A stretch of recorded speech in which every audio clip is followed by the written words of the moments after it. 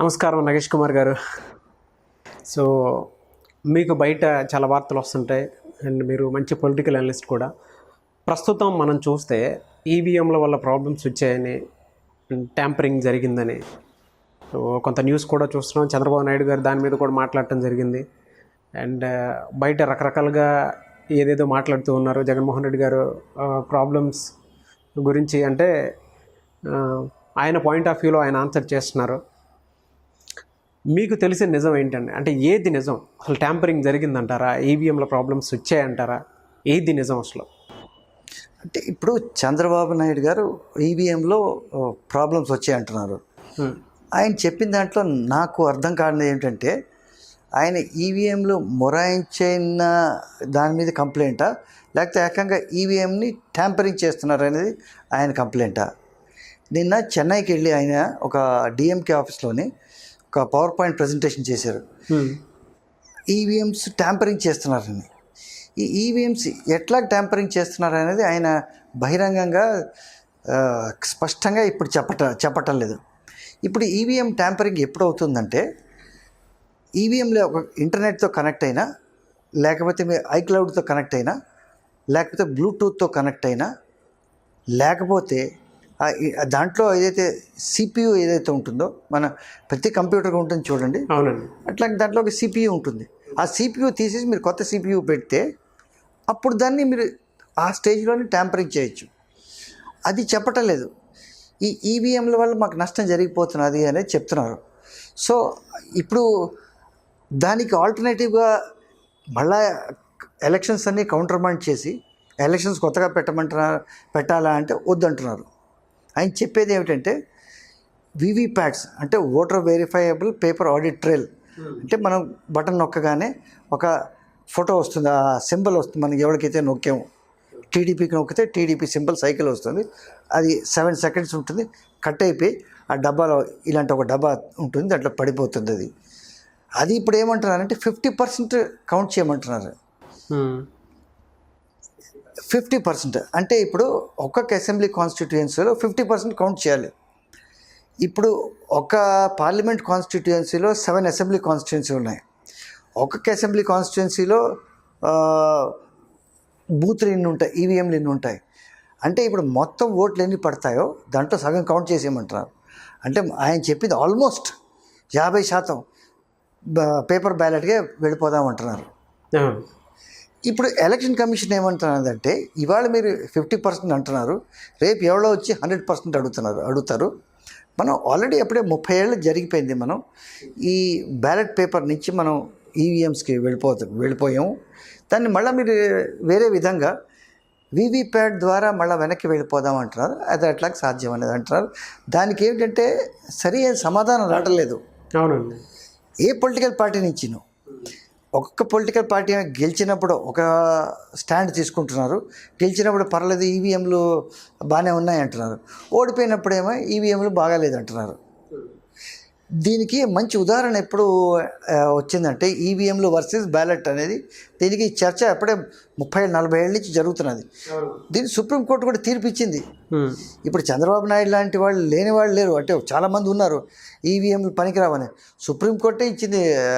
ఎప్పుడైతే పరూర్ అనే కాన్స్టిట్యుయెన్సీ కేరళలోని అది ఇంట్రడ్యూస్ చేశారో, సుప్రీంకోర్టు ఏమందంటే, అసలు రిప్రజెంటేషన్ ఆఫ్ పీపుల్స్ యాక్ట్ 1951లో అసలు మీకు ఈవీఎంలు మీరు అసలు ఇంట్రడ్యూస్ చేయలేదు, ఒక క్లాజే పెట్టలేదు.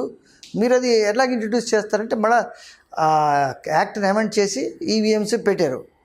బట్ ఇప్పుడు చంద్రబాబు నాయుడు గారు ఏమంటున్నారంటే, మళ్ళీ మనం బ్యాలెట్ పేపర్కి వెళ్ళిపోదాం అనడంతో ఒక 2010లోని మన తెలంగాణలోని, అప్పుడు ఉమ్మడి ఆంధ్రప్రదేశ్ ఉంటుంది, 10 మంది ఎమ్మెల్యేస్ టీఆర్ఎస్ వాళ్ళు రిజైన్ చేశారు. రిజైన్ చేస్తే ఏమైందంటే, అప్పుడు బీజేపీతో సహా ఇప్పుడైతే బీజేపీ అయితే ఈవీఎంలు మంచివి అంటున్నదో, ఆ రోజు ఈవీఎంలు పనికిరాదు అంటున్నది. సో ఆ రోజు ఏమిటంటే నరసింహారావు ఏదైతే బీజేపీ స్పోక్స్మెన్ ఉన్నా, ఆయన పుస్తకం రాశారు, డెమోక్రసీ ఇన్ పెరిల్, అసలు ఈవీఎంలు ఉంటే అసలు డెమోక్రసీ నాశనం అయిపోతుంది అన్నారు. సో వాళ్ళు ఏం చేశారంటే, 2 కాన్స్టిట్యుయెన్సీస్, సిరిసిల్లని మరి ఇంకో కాన్స్టిట్యుయెన్సీ ఏదోని 100 పైన క్యాండిడేట్స్ని పెట్టేశారు. ఎందుకంటే ఈవీఎంలు వాడకుండా బ్యాలెట్లు వాడాలనేది. సో మొత్తానికి ఏమిటంటే కొన్ని కాన్స్టిట్యున్సీస్లోని, అసెంబ్లీ కాన్స్టిట్యున్సీలో ఈవీఎంస్ వాడారు. ఎక్కడైతే తక్కువ మంది క్యాండిడేట్స్ ఉన్నారు, ఎక్కడైతే ఎక్కువ మంది క్యాండిడేట్స్ ఉన్నారు, 60 దాకా క్యాండిడేట్స్ ఉన్నారు, అక్కడేమో మీరు ఇది వాడారు, ఈవీఎంస్ వాడారు. సో ఏమైంది, ఇక్కడ మీకు యాక్యురసీ ఎంతమంది ఓటు వేసారో అంతమంది మీకు కౌంటింగ్లో వచ్చారు. ఇది ఈవీఎంలోని అక్కడ కూడా మీకు అంతమంది వచ్చారు బ్యాలెట్స్ కౌంట్ చేయడంతో. సో తేలింది ఏమిటంటే బ్యాలెట్స్లో ఎంత యాక్యురసీ ఉందో, ఎన్ని లోపాలు ఉన్నాయో ఈవీఎంలో కూడా అన్నీ మీకు యాక్యురసీలు ఉన్నాయి.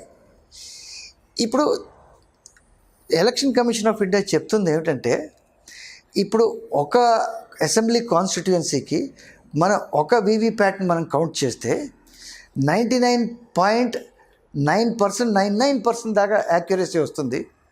ఇంకా ఏం కావాలంటున్నారు, సరిపోదన్నారు. సుప్రీంకోర్టుకి వెళ్ళారు, 22 పార్టీలు 23 పార్టీలు. సుప్రీంకోర్టు ఏమంది, మాకు అసలు ఈవీఎంస్ మీద ఎలాంటి అనుమానం లేదు, అది యాక్యురేట్ రిజల్ట్సే ఇస్తున్నది. సరే, మీరు వీవీప్యాట్ మీద మీకు వెరిఫైయబిలిటీ కావాలి, దీన్ని ఏంటంటే క్రాస్ చెక్ కావాలి, మీకు ట్రాన్స్పరెన్సీ కావాలి. ట్రాన్స్పరెన్సీ ఏమిటంటే దాంట్లో మీకు కనబడుతున్నది, మీరు ఏ ఓటు వేసారో మీకు దాంట్లో కనబడుతున్నది. వెరిఫైయబిలిటీ కావాలి అంటున్నారు.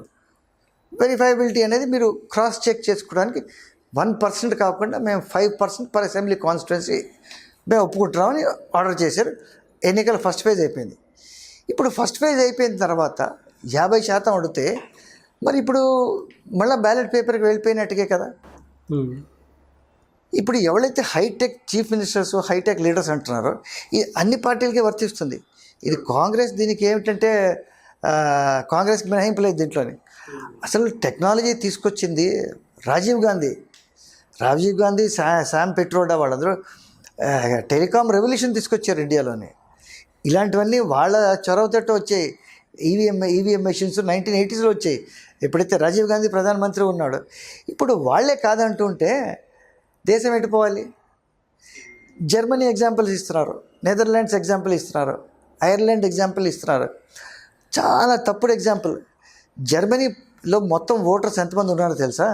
మనకి 2014 నుంచి 2019 దాకా మనకి కొత్త ఓటర్స్ ఎంతమంది యాడ్ అయ్యారో అంతమంది జర్మనీ పాపులేషన్ ఉంది. సో వాళ్ళకి వేరు కండిషన్స్ ఉన్నాయి, మనకి వేరే కండిషన్స్ ఉన్నాయి. నేను జర్మనీలో ఇచ్చిన వాళ్ళ కోర్టు జడ్జ్మెంట్ కూడా చూశాను. ఆ కోర్టు జడ్జ్మెంట్ కూడా పెద్దగా అది క్లారిటీ లేదు.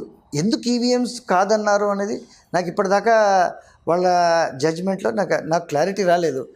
సో ఇప్పుడు మళ్ళీ మనం ఒక 30 ఏళ్ళు వెనకాతలకు పోయి మళ్ళీ మనం బ్యాలెట్ పేపర్ లో పోయి మళ్ళా రిగ్గింగ్ జరిగి మళ్ళీ బూత్ క్యాప్చరింగ్ జరిగి మళ్ళీ స్టాంపింగ్ జరిగి అనేది అది పద్ధతి కాదు. అయితే చాలామంది ఎవరైతే ఈవీఎంలో వద్దంటున్నారో దీంట్లో కూడా చేయలేరా అని అడుగుతున్నారు. దీంట్లోనే చేయొచ్చు, బూత్ క్యాప్చరింగ్ చేసేసి మీరు ఏది బటన్ నొక్కియచ్చు. కానీ దానికి దీనికి తేడా ఉంది. అక్కడ ఎక్స్పర్ట్స్ ఉన్నారు బూత్ క్యాప్చరింగ్లోని, ఓట్లు గుద్దేయడంలోని 5 నిమిషాల్లో ఒక 100 ఓట్లు గుద్దేస్తారు. ఇక్కడ మీరు చేయడానికి వీల్లేదే. మీరు ఒక్కొక్క బ్యాలెట్ మీకు 12 సెకండ్లు పడుతుంది. మీరు ఒకసారి ఓటు వేసారు అనుకోండి, ఆ బటన్ నొక్కితేను ఓటు, అది మీకు రెండో ఓటు వేయడానికి 12 సెకండ్లు పడుతుంది. ఇది మీరు లెక్క వేస్తే మీరు ఒక 1000 ఓట్లు వేయాలంటే 1000 ఓట్లు అనేది average size of a polling booth. 1000 ఓట్లు వేయాలంటే మీరు 3 గంటలన్నర పడుతుంది. ఈ 3 గంటల లోపల పోలీస్ బలగాలో లేకపోతే ఎలక్షన్ కమిషన్ బలగాలో వచ్చి ఇది లేకపోతే ప్రత్యర్థికి సంబంధించిన వాళ్ళ ఏజెంట్స్ కానీ వేరే వాళ్ళు కానీ క్యాండిడేట్ కానీ వచ్చి ఆపే పరిస్థితి ఉంటుంది. సో దానికి దీనికి కంపేర్ చేయడం అనేది చాలా తప్పు. దాని తర్వాత దీంట్లోని 3 భాగాలు ఉంటాయి ఈవీఎంలోని. ఒకటేమో మీకు ఒక వీవీప్యాట్లో డబ్బా ప్లస్ ఒక బటన్ నొక్కేది మనది ఈవీఎం ప్లస్ ఒక బ్యాలెటింగ్ యూనిట్ ఉంటుంది. దీనికి మీరు చేస్తే కానీ ఈ మూడింటిని మీరు ట్యాంపర్ చేస్తే కానీ మీకు రిజల్ట్ని వేరీ చేయలేరు. సో చాలామంది ఏం చెప్తున్నారు, నేను ఏ బటన్ నొక్కినా ఏదైతే రూలింగ్ పార్టీ ఉందో సెంట్రల్లో బీజేపీ కానీ, రాష్ట్రంలో తెలంగాణలో టీఆర్ఎస్ కానీ, ఆంధ్రాలో టీడీపీ కానీ వాళ్ళకి ఓటు పడిపోతుంది అనేది. ఇది ప్రతిపక్షాలు అంటారు, అది శుద్ధ తప్పు. ఎందుకు తప్పు అంటే ఇప్పుడు మీరు అన్ని యూనిట్స్ని మీరు ఒకేలాగా మీరు చిప్ పెట్టాలి. చిప్ పెడతారు కదండి లాస్ట్ మినిట్లోని, లేకపోతే సిపియు చేంజ్ చేస్తారు కదా. సపోజ్ ఒక ఎక్స్ క్యాండిడేట్ ఉన్నాడు, ఎక్స్ పార్టీ ఉంది. సో ఎక్స్ పార్టీకి మీరు బటన్ నెంబర్ 2ని ట్యాంపర్ చేయాలనుకోండి, అన్నిట్లోని మీరు బటన్ నెంబర్ 2ని ట్యాంపర్ చేయాలి. కానీ బటన్ నెంబర్ 2 అనేది ఆ పార్టీకి రావాలని ఎట్లాగుంటుంది? ఇప్పుడు ఎప్పుడైతే ఈ ఈవీఎంలు ఫైనల్గా ఫైనలైజ్ చేస్తారో, ఎప్పుడు చేస్తారు? నామినేషన్స్ ఫైనలైజ్ అయిపోయి, విత్డ్రాల్ అయిపోయాక, స్క్రూటినీ అయిపోయాక, as these are the candidates అనేది ఎలక్షన్ కమిషన్ చెప్పిన తర్వాత అప్పుడు మీకు లిస్ట్ ఆఫ్ క్యాండిడేట్స్ వస్తారు. ఈ లిస్ట్ ఆఫ్ క్యాండిడేట్స్ని ఎట్లాగా దీంట్లో పెడతారు? ఫస్ట్ ఏమో ఆల్ఫబెటికల్ ఆర్డర్. ఆల్ఫబెటికల్ ఆర్డర్లో ఎవరిని ఫస్ట్ పెడతారు? నేషనల్ పార్టీస్ని పెడతారు. సెకండ్ ఎవరిని పెడతారు? రీజనల్ పార్టీస్ని పెడతారు. థర్డ్ ఎవరిని పెడతారు? రిజిస్టర్డ్ పార్టీస్ పెడతారు. ఫోర్త్ ఎవరు పెడతాడు? రిజిస్టర్డ్ పార్టీ పెడతారు. ఇప్పుడు సపోజ్ నా పేరు వచ్చింది అనుకోండి, సపోజ్ నేనే క్యాండిడేట్ అనుకోండి, నగేష్ కుమార్. సో నా పేరు ఏంటంటే, సపోజ్ నేను నేషనల్ పార్టీ అనుకోండి, నా పేరు ఎన్తో స్టార్ట్ అవుతుంది అనుకోండి, నాది థర్డ్ పేరు, ప్రతి దాంట్లో థర్డ్ పేరు రావాలని ఏముంది? నేషనల్ పార్టీ అయినా కూడా నాకన్నా ABCDEFGHIJKLMNM దాకా పేర్లు ఉండొచ్చు కదా. సో మీరు ఎట్లాగే మీరు అన్ని ఈవీఎంస్ని మీరు ఎట్లాగే రీప్రోగ్రామ్ చేస్తారు? సో ఇదంతా చెప్పడం అనేది ఇది శుద్ధ తప్పు. సరే, ఎలక్షన్ కమిషన్ ఏమైందంటే, మీరు చెప్తున్నారు కదా, సరే ఒక హ్యాకథాన్ ఛాలెంజ్ పెట్టారు. హ్యాకథాన్ అంటే ఇదిగో ఈవీఎం, మీరు కావస్తే మీ ఎక్స్పర్ట్స్ని తెచ్చుకోండి, దీన్ని హ్యాక్ చేయండి అని అన్నారు. హ్యాక్ చేయడానికి ఒకటే అన్నారు, మీరు రిమోట్లీ కానీ దాంట్లో కానీ మీరు ఏదైనా చేయొచ్చు, పాటలు మాత్రం మార్చడానికి వీల్లేదని. ఒక్కడు రాలేదు, ఎవడైతే ఆరోపణ చేస్తున్నారో ఒక్కళ్ళు రాలేదు ఆ మీటింగ్కి. ఇద్దరు పార్టీలు వచ్చారు. ఆ ఇద్దరు పార్టీలో ఒకటేమో ఒక సిపిఎం వాళ్ళు ఏమన్నారంటే, మేము దీంతో ఏదైతే మీరు ఈవీఎంలు ఉన్నాయో దాంట్లో బై అండ్ లార్జ్ సాటిస్ఫాక్టరీగా ఉన్నాయి, ట్రాన్స్పరెన్సీ ఉండాలి, మీరు దానికి ఇంకా దీన్ని బాగా చేస్తే మేము సంతోషిస్తామన్నారు. దీనికి ఏం చేశారు? ఒకడు ఉన్నాడు సయ్యద్ షుజా అని, అతనే అమెరికాలో బేస్డ్ ఉన్నాడు. ఆయన అమెరికా నుంచి దీన్ని నేను అక్కడ చూపిస్తాను, దీన్ని ఎట్లా హ్యాక్ చేస్తానని. ఎవరో దానికి ఆయన ట్రాప్లో పడలేదు. లండన్కి వచ్చాడు. లండన్కి హ్యాకథాన్ చేయడం, దీన్ని హ్యాక్ చేయడానికి ప్రయత్నం చేస్తే కాంగ్రెస్ నాయకుడు కపిల్ సిబల్ ఆయన ప్రెస్ కాన్ఫరెన్స్కి వెళ్ళి ఆయనకి రెస్పెక్టబిలిటీ ఇవ్వడానికి ఆయనతో ప్రెస్ కాన్ఫరెన్స్లో కూర్చున్నాడు. ఇప్పుడు ఏం చేసిందో లేటెస్ట్, ఇప్పుడు ఎలక్షన్ కమిషన్ ఆఫ్ ఇండియా ఈ వ్యక్తి ఎవరైతే ఉన్నాడో ఇతని మీద దొరికితే ఈయన అరెస్ట్ వారెంట్ ఇద్దామని చూస్తున్నారు. ఎందుకంటే అనవసరంగా బద్నాం చేస్తున్నాడు. మేము ఎప్పుడైతే హ్యాక్ చేయండి, మీరు రండి హ్యాక్ చేయండి మా ఈవీఎం అంటే, అప్పుడు రాకుండా లండన్లోని న్యూయార్క్లోని ప్రెస్ కాన్ఫరెన్స్లు పెట్టి చేయడానికి ప్రయత్నం చేయడం అనేది ఎలక్షన్ కమిషన్ని బద్నాం చేయడానికి తప్పితే ఇంకోటి ఏం లేదు. ఇంకో విషయం, 1-2 సందర్భాలు ఉన్నాయి. ఎప్పుడైతే ఈవీఎంస్కిను టోటల్ ఓట్స్ పోల్కి పొందం కుదరలేదు. ఇది ఎక్కడ జరిగిందంటే మధ్యప్రదేశ్లో జరిగింది. మధ్యప్రదేశ్లోని ఓటింగ్ నెంబర్ ఒకటి వచ్చింది, కౌంటింగ్ నెంబర్ ఒకటి వచ్చింది. సో దీంట్లో ఏమిటంటే, దీనికి ఎలక్షన్ కమిషన్ సరి అయిన సమాధానం చెప్పలేకపోయింది. వాళ్ళు ఒక వేగ్ సమాధానం చెప్పారు. ఏమిటంటే, మాకు ఓటింగ్ లెక్కతో సంబంధం లేదు, మాకు సంబంధం ఉన్నది ఎన్నైతే కౌంట్ అయ్యాయో అనేది. అది సరి అయిన సమాధానం కాదు. కౌంటింగ్ అనేది డెఫినెట్లీ ఒక ఫైనల్ ఫిగరు, బట్ ఓటింగ్కి మీరు ఏంటంటే అడ్డదిడ్డంగా ఫిగర్స్ ఇస్తున్నారు. మనం ఇప్పుడు చర్చ ఆంధ్ర గురించి చేస్తున్నాం కనుక, ఆంధ్ర గురించి ఒక టైంలో 73.6 అన్నారు, కాస్త 76 అయింది. దాని తర్వాత 80% అవుతున్నారు అన్నారు. దాని తర్వాత 79% అయింది. ఈరోజు దాకా నాకు వ్యక్తిగతంగా ఎగ్జాక్ట్గా ఫిగర్ ఏమిటో తెలీదు. ఇలాంటివి చేస్తుంటేనే ప్రజలకి చాలా అనుమానాలు వస్తాయి. సో ఇది కరెక్ట్గా చెప్పాలి. చీఫ్ ఎలక్షన్ ఆఫీసర్ కానీ ఎలక్షన్ కమిషన్ కానీ స్పెక్యులేట్ చేస్తే ఇలాంటి ఇబ్బందిలో పడతారు. కరెక్ట్గా ఫిగర్ తెలుసుకుని ప్రజలకు చెప్పాలి. లేకపోతే ఒక 5 రోజులు ఆగి ప్రతి బూత్లో ఎన్ని వచ్చాయని టాలీ చేసి అప్పుడే చెప్పాలి. లేకపోతే ఇలాంటి ఇబ్బందులు పడతారు. విమర్శలకు గురి అవ్వడానికి సిద్ధం కావాలి. ఓకే. సో ప్రస్తుతం అయితే ఏపీలో ట్యాంపరింగ్లు కానీ అలాంటి ప్రాబ్లమ్స్ జరగలేదు అంటారు. నేను ట్యాంపరింగ్ జరగటం లేదు అంటలేదు. ఇప్పుడు ఏదైతే CEO 5 చోట్ల రికమెండ్ చేశాడో, ఇది 2 నెల్లూరులోని, 2 గుంటూరులోని, 1 శ్రీకాకుళంలోని. నెల్లూరులోది సీరియస్. అక్కడ ఏంటంటే డమ్మీ ఏదైతే వీవీప్యాట్స్ ఏవైతే ఉన్నాయో అవి స్కూల్ పిల్లలకు దొరికాయి. అది ఎట్లా దొరికాయి? అక్కడ ఏదో ఒకటి ట్యాంపరింగ్ చేయడానికి ఒక కృషి జరిగింది. రెండోది, సో దాంట్లో ఒక రిటర్నింగ్ ఆఫీసర్ని, ఒక అసిస్టెంట్ రిటర్నింగ్ ఆఫీసర్ని సస్పెండ్ చేయడానికి ప్రయత్నం చేశారు.